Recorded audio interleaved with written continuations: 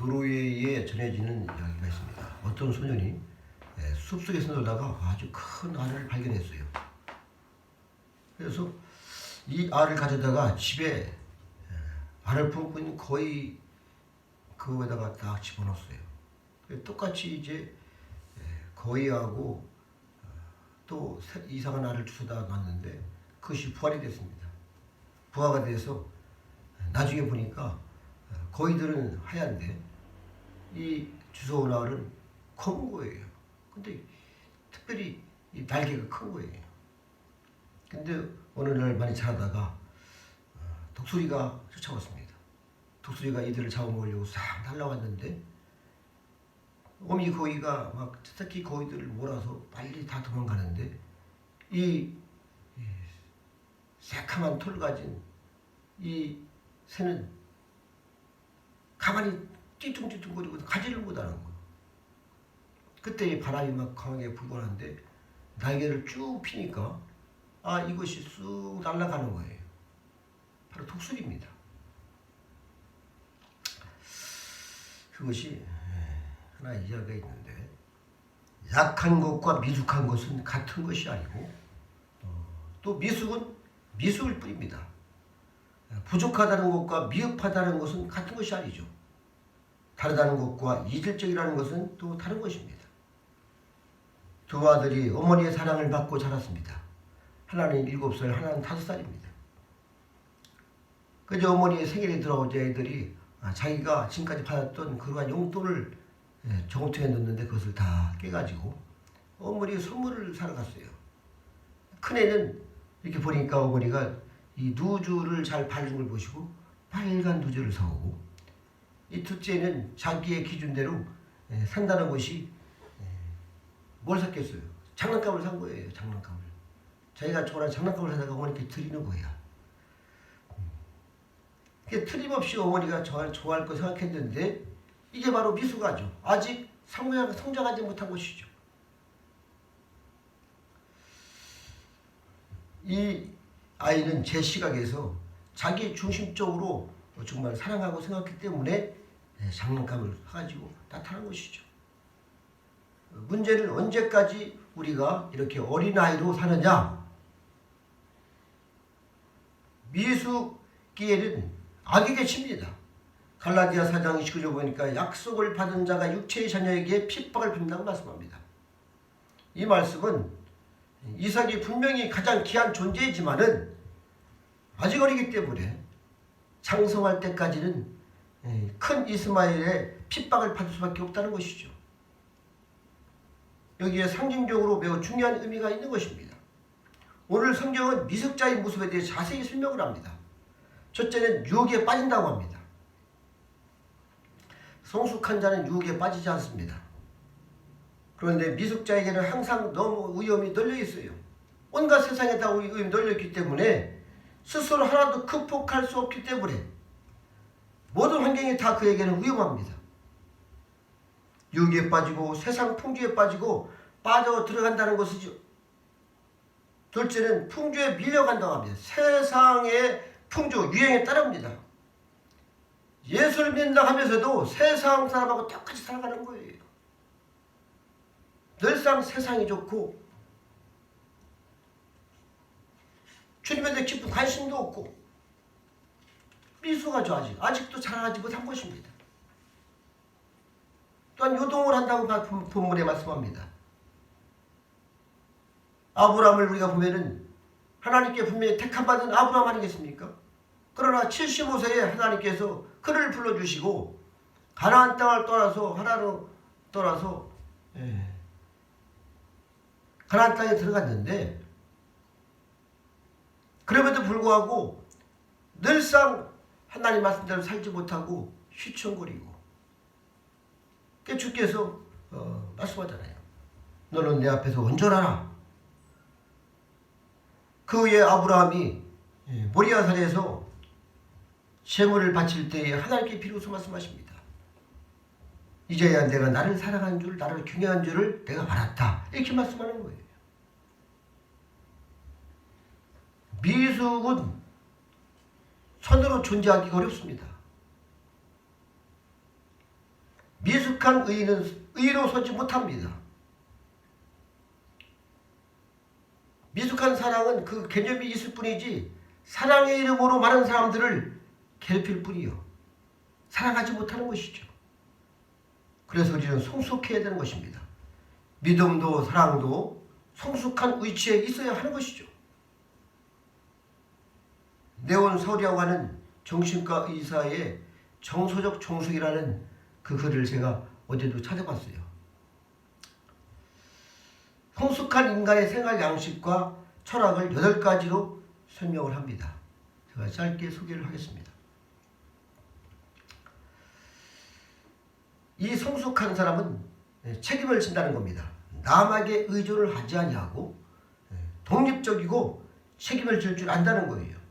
책임지는 사람은 함부로 사람을 비판하지 않습니다. 비판 자체가 남에게 책임을 전가하는 행위이기 때문에 비판하지 않아요. 그래서 최소한 침묵도 지킬 줄 아는 이것이 바로 성숙한 사람입니다. 또한 성숙한 사람은 남에게 나누어줄 줄 아는 사람이다 이렇게 기록을 하고 있어요. 소유의 공유성을 인정하는 것이죠. 다 함께 누리고 다 함께 사용되는 것입니다. 우리나라 땅이 그렇지 않습니까?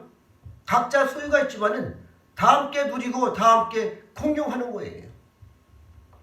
베풀 줄 아는 자가 바로 성숙한 사람입니다.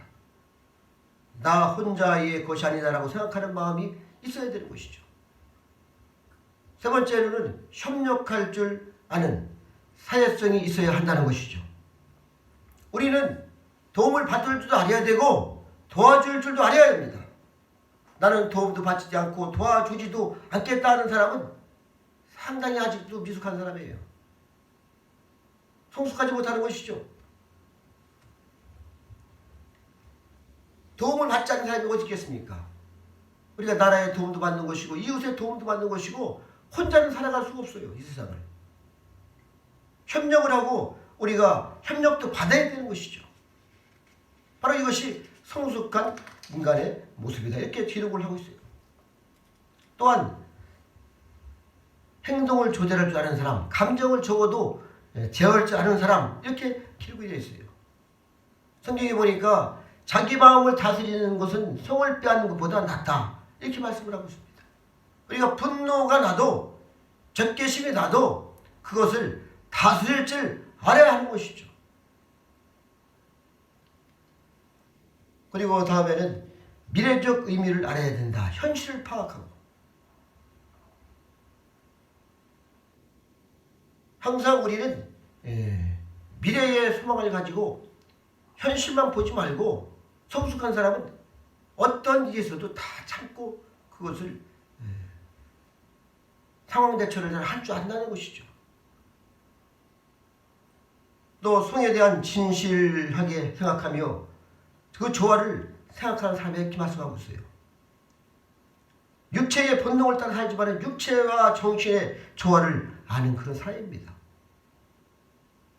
거기에 융통성이 있고 적응성이 있는 사람이라고 합니다. 이렇게 8가지로 기록을 하고 있는데 성숙한 사람은 가장 기본적으로 생각할 것이 있어요. 그것이 바로 무엇이냐면 방향과 목적입니다. 성숙한 사람 그것이 정해진 사람이죠. 질적 안정이 있고야 성장이 있습니다. 뿌리가 정해지고야 뿌리가 견고해져야 성장이 있는 것처럼 다시 말씀드리면은 궤도 수정을 잘 하지 않고 한 번 심어놓으면 기다리는 것. 우리가 어떤 곡식을 심어도 그것이 자라서 꽃이 피고 열매를 맺을 때까지 기다려야 되는 거 아니겠습니까? 가꾸면서. 자꾸 뽑아서 옮기면 성장하지 못하는 것이죠. 목적을 변경해서는 안 됩니다. 대개 성공한 사람들 보면은 오직 한 길 같은 사람들이에요.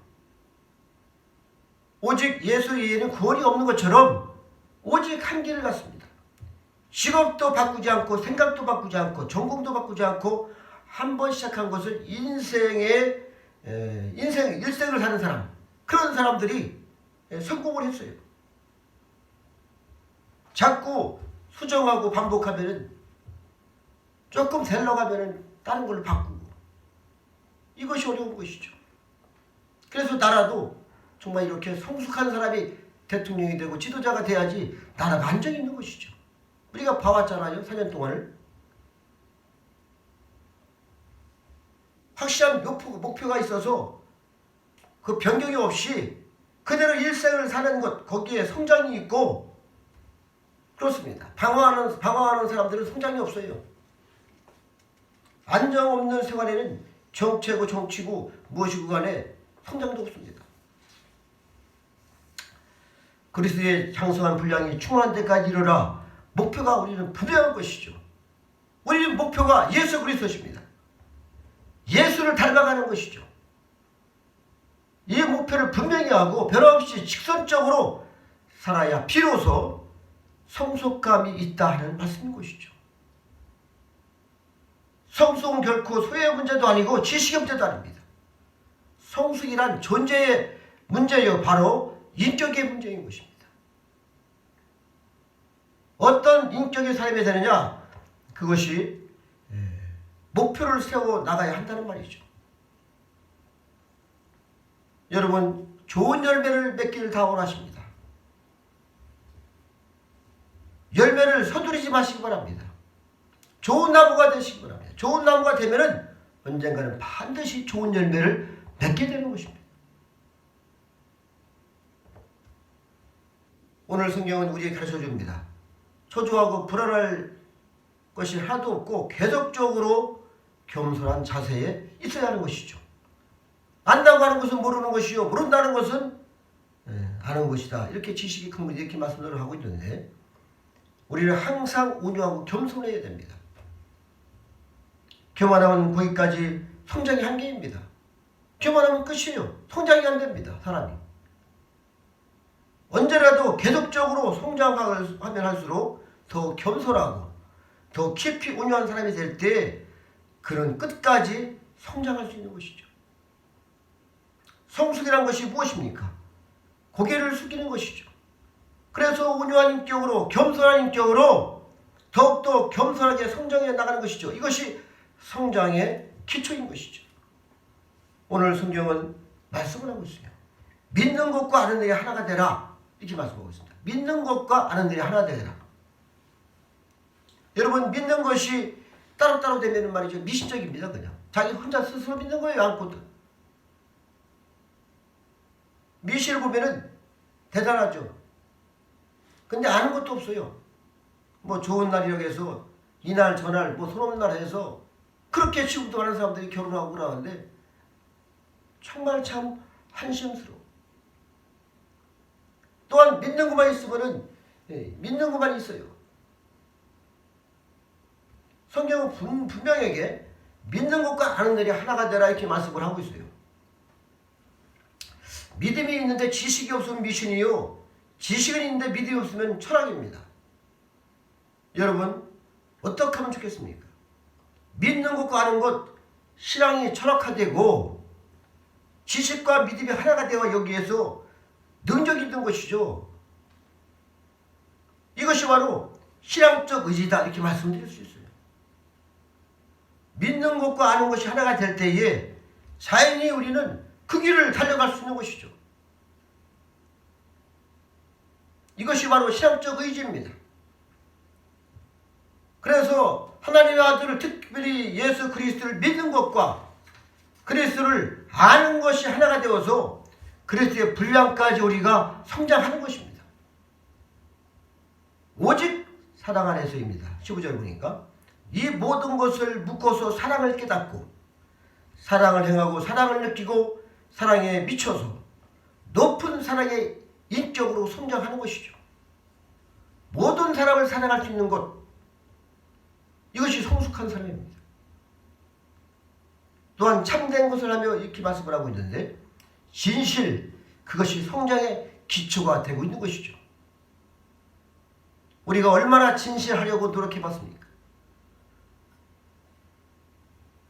솔로몬이가 기도를 보면은 하나님이여, 죽기 전에 저의 두 가지 소원을 이루어 주옵소서. 내 마음에 거짓말을 하지 않게 하여 주시옵소서. 진실하게 하여 주시옵소서. 깨끗한 진실을 찾게 하여 주시옵소서. 이렇게 마지막 기도했는데 바로 진실해야지, 정직해야지, 거짓이 없어야지 성장할 수가 있는 것이죠. 나아가서 범사에 그에까지 자랄지라 이렇게 말씀하고 있어요. 범사의 모든 환경에서 역경인 역경대로, 순탄할 때는 순탄한 대로, 성공은 성공대로, 실패는 실패대로 그리스도의 사람으로 범사에 성장하게 된다는 것이죠. 이것이 그리스도입니다. 그리스도의 모습으로 닮아가는 것이죠. 이것이 하루아침에 되는 것이 아닙니다. 우리는 날마다 자신을 돌아보고 정말 우리가 예수 그리스도를 닮아가는 것이 우리의 목표가 되어야 할 줄 압니다. 그리스도인의 소원도 믿음 없는 사람과 다릅니다. 그리스도인은 괴로워하는 것도 다른 사람과 다른 것이죠. 우리의 주님께서 기뻐하는 것이 기뻐하는 것입니다. 또 예수 그리스도의 고통이 내 고통이 되는 것이고 예수 그리스도께서 영광을 여기시는 그것이 바로 우리의 영광이 될 줄 압니다. 그리스도께서 나와 함께하고 함께하시고 함께 생각하시고 함께 느끼게 하시고 또한 나를 통하여 여러분을 통하여 역사를 하시는 것입니다. 이러므로 우리가 그리스도의 몸이 되는 것이 지체가 되는 것이고 이 지체로 지체의 분량대로 우리가 성장을 하게 되는 것이죠. 그리스도의 인격, 그리스도의 품격, 그리스도의 의지로 이 세상 것을 멀리 내다보면서 소망을 가지고 오늘도 모든 일에 믿음으로 넉넉히 이기는 정말 아름다운 삶을 사시기를 다시 한번 부탁을 드립니다. 영광과 존귀를 올려드립니다.